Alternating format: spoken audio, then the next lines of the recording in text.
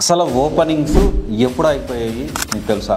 2023 and ఈ software కోర్సులు 2025లో jobs ఉంటాయా, మరి వేరే కోర్సులు ఉండవా? నేను ఈ వీడియో కేవలం ఫ్రెషర్స్ కోసం మాత్రమే మాట్లాడుతున్నా. ఫ్రెషర్స్ అంటే అసలు ఎవరు పాస్ అవుట్ అయ్యారు, ఎంతవరకు పెరుగుతాయి ఈ జాబ్ ఆపర్చునిటీస్, భారీగా ఉద్యోగాలు అని చెప్పి మనం తమ్నెయిల్ పెట్టి ఎంతవరకు పెరిగేదానికి ఛాన్సెస్ ఉన్నాయి?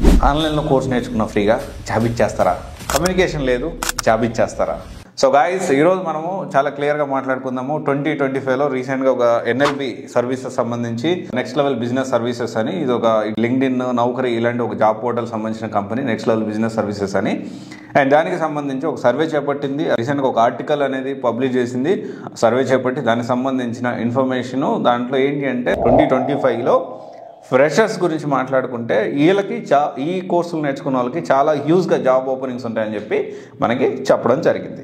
దాని గురించి డిస్కస్ చేయడానికి ఈరోజు మనం మాట్లాడుతూ ఉన్నాను. సో అసలు ఫస్ట్ ఆఫ్ ఆల్ ఇప్పుడు 2025 ఓపెనింగ్స్ గురించి మనం మాట్లాడుకుంటే అసలు ఎప్పుడు ఈ జాబ్స్ అనేవి, కాల్స్ అనేవి ఆగిపోయాయి అంటే 2023 జూన్ నుంచి స్లో డౌన్ అవ్వడం మొదలెట్టాయి. అండ్ 2023 జూన్ నుంచి తగ్గిన కాల్స్ ఆ 2023 ఎండ్ వరకు వచ్చేసరికి చాలా కిందకి వెళ్ళిపోయాయి. అప్పుడు ఇంకా ఈ బ్యాక్గ్రౌండ్ వెరిఫికేషన్ స్ట్రిక్ట్ చేసేసి చాలామంది, కొన్ని వేల మంది, లక్షల మందిని టర్మినేట్ చేయడం కూడా జరిగింది. అంటే కరోనా టైంలో ఎక్స్పీరియన్స్ పెట్టి సబ్జెక్ట్ మేనేజ్ చేయకుండా అండ్ కొంతమంది ఇంకా అవసరం లేదు మనకని చెప్పి ఈ రకరకాలుగా టర్మినేషన్ అనేది భారీగా జరిగింది. అండ్ రిక్రూట్మెంట్ ఆగిపోయింది 2023 జూన్ నుంచి. And at the same time termination కూడా పెరిగింది.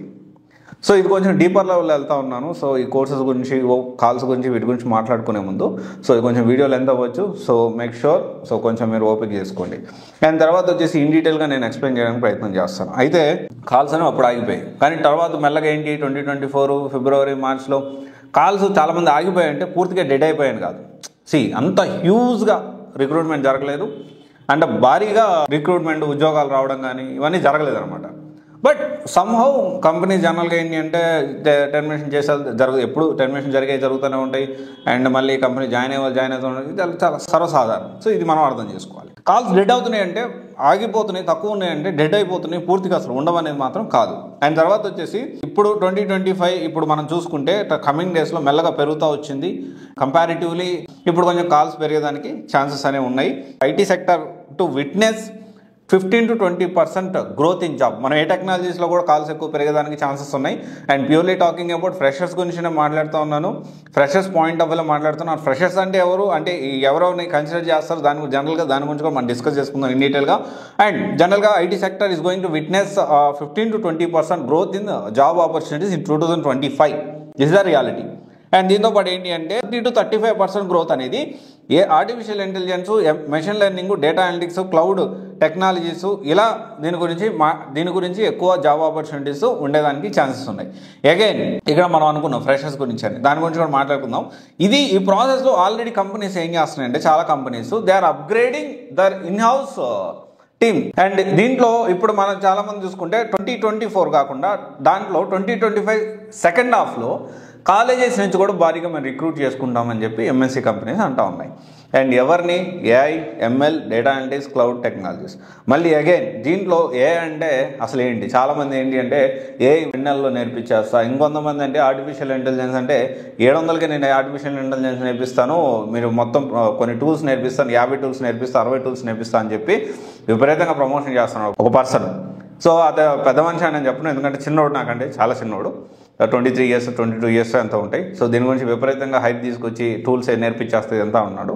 సో యాక్చువల్లీ అసలు artificial intelligence and mathematics, statistics, machine learning, తర్వాత వచ్చేసి డీప్ లెర్నింగ్, పైథాన్, తర్వాత టూల్స్ డిఫరెంట్ చాట్ జీపీటీ అని, జీవర్డ్ అని, టెన్సార్ఫ్లో అని, కెరీర్ అని, ఇలా చెప్పుకుంటూ పోతే ఏ ఆర్కిటెక్ట్ అని, ఏ ఇంజనీర్ని, ఏ ప్రోగ్రామర్ అని, ఏ రీసెర్చర్ అని, ఇక చెప్పుకుంటూ పోతే ఆర్టిఫిషియల్ ఇంటెలిజెన్స్లో డీప్ లెవెల్ వెళ్తే చాలా సబ్జెక్ట్ ఉంది.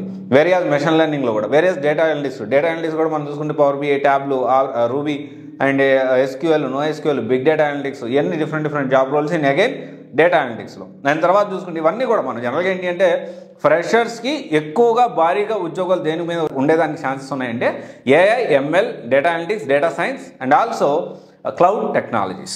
దీంట్లో మళ్ళీ సబ్ డివిజన్ చాలా ఉంటాయి. సో దాని ఇంకా డీపర్ లెవెల్ వెళ్తే ఇంకా చాలా టెక్నాలజీస్ మనకి అర్థమవుతాయి, చాలా టెక్నాలజీస్ ఉంటాయి. వాటన్ని కూడా మనం నేర్చుకోవాల్సి ఉంటుంది. And at the same time ఇక్కడ ఈ ఏఐ కానీ ఎంఎల్ కానీ డేటా సైన్స్ కానీ డేటా అనలిటిక్స్ కానీ క్రౌడ్ టెక్నాలజీ ఏది నేర్చుకున్నా కానీ ఇప్పుడు కమింగ్ డేస్లో వాట్ కంపెనీస్ ఆర్ ఎక్స్పెక్టింగ్ అంటే వితౌట్ రియల్ టైం నాలెడ్జ్ లేకుండా జాబ్ ఇచ్చే పరిస్థితి లేదు. వీటి మీద అయితే బాగా జాబ్స్ ఉండేదానికి 2025లో ఫ్రెషర్స్కి పాసిబిలిటీస్ ఉన్నాయి. And the same time Java full stack and తర్వాత Python full stack, MEAN stack, MEAN stack, UI designing, testing వీటికి అసలు కాల్స్ ఉండవా అంటే వీటికి కూడా కాల్స్ ఉంటాయి. వీళ్ళు ఎన్ఎల్బి సర్వీసెస్ వాళ్ళు, నెక్స్ట్ లెవెల్ బిజినెస్ సర్వీసెస్ వాళ్ళు పబ్లిష్ చేసిన ఆర్టికల్ ప్రకారం, వీళ్ళు చేసిన సర్వే ప్రకారం వీటికి కాల్స్ ఎక్కువ ఉంటాయి. It doesn't mean that Java full స్టాక్కి, మెన్ స్టాక్కి, తర్వాత టెస్టింగ్కి and at the same time UI డిజైన్కి వీటికి కాల్స్ ఉండవు అనేది అస్సలు ఉద్దేశం కాదు. దీనికి కూడా కాల్స్ అనేవి ఉంటూనే ఉంటాయి. కంపారిటివ్లీ దీనికి కొంచెం ఎక్కువ ఉంటాయి, కానీ రియల్ టైం ప్రాజెక్ట్స్, తర్వాత ఇంటర్న్షిప్, సో ఇది ఒక మన లింక్డ్ఇన్ ప్రొఫైల్ బిల్డ్ చేసుకోవడం, తర్వాత గిట్హబ్ ప్రొఫైల్ బిల్డ్ చేసుకొని ఇవన్నీ కూడా మనం చేయాల్సి ఉంటుంది. అండ్ దీంతోపాటు మనము ఇంకొకటి అనుకున్నాం, ఫ్రెషర్స్. అసలు ఫ్రెషర్స్గా ఎవరిని కన్సిడర్ చేస్తారు? Very important point. ఫ్రెషర్స్ మనం ఎందుకంటే ఇది మొత్తం కూడా ఫ్రెషర్స్ పాయింట్ వాళ్ళు మనం మాట్లాడుకున్నాం. ఫ్రెషర్స్ అంటే 24-23 మాత్రమే. ఇది గుర్తుపెట్టుకోండి. Only 2 years most of the companies will consider you as a fresher. ఇప్పుడు 25 వచ్చింది అనుకోండి, 25-24 and very few companies 1 year extend అవుతుంది. అంటే 2 years కాకుండా, అంటే 25 మనం అవుతున్నాం, ఫిబ్రవరి మార్చ్ తర్వాత మళ్ళీ 25 బ్యాచ్ వాళ్ళు కూడా బయటకు వస్తారు. సో 25 బ్యాచ్, 24 బ్యాచ్, ఈ 2 సంవత్సరాలతో పాటు 23 బ్యాచ్ ఒకటి కొన్ని కంపెనీస్ ఎక్సెప్షనల్ కేసెస్లో మనం ఫ్రెషర్గా కన్సిడర్ చేస్తాయి. Most of the companies 2 years మాత్రమే ఫ్రెషర్ని కన్సిడర్ చేస్తాయి. 2 years గ్యాప్ను మాత్రమే ఫ్రెషర్గా కన్సిడర్ చేసి జాబ్లు ఇచ్చే పరిస్థితి ఉంటుంది. అండ్ ఒకవేళ ఇన్ కేస్ 2 years కాకుండా 3 years కాకుండా నాకు 22లో పాస్ అవుట్ అయ్యాను, 4 years పట్టింది, ఇప్పుడు నా పరిస్థితి ఏంటి? అండ్ ఇక్కడ ఏంటి అంటే 22 వాళ్ళు, 21 వాళ్ళు ఇలా చెప్పుకుంటూ వెనక్కి వెళ్తూ ఉంటే వాళ్ళు ఏంటి అంటే they need to really work hard. And వాళ్ళు డైరెక్ట్గా జాబ్ కాకుండా ఫస్ట్ ఇంటర్న్షిప్గా ట్రై చేయాలి, తర్వాత ఇంటర్న్షిప్ ప్రాజెక్టులు చేయాలి, చిన్న ఇట్లా వాళ్ళు బిల్డ్ చేసుకుంటూ వెళ్ళాలి. లేకపోతే సో యాజ్ యూజువల్ ఎక్స్పీరియన్స్ పెట్టుకొని ప్లాన్ చేసుకోవాల్సి ఉంది. So don't waste your time. అది ఎక్స్పీరియన్స్ పెడితే ఎన్ని కష్టాలు ఉంటాయి, ఎన్ని ఇబ్బందులు ఉంటాయి మీకు ఆల్రెడీ తెలుసు. సో ఇక్కడ ఏంటి అంటే ఓవరాల్గా సాధ్యమైనంత వరకు 24, 25, 23 పాస్డ్, ఈ 3 years పాస్డ్ అవుట్ వాళ్ళు విత్ ఇన్ 2 yearsలో వెరీ సూన్. ఇప్పుడు 23 వాళ్ళు అయితే సాధ్యమైనంత వరకు ఈ 20-25 బ్యాచ్ బయటకు వచ్చే లోపల మీరు జాబ్ తెచ్చుకోవడానికి ప్రయత్నం చేయండి. సో వర్క్ చేయండి, అంటే దాని స్కిల్స్ అవన్నీ నేర్చుకోండి. Okay, all the best. Thank you. This is Raj signing off.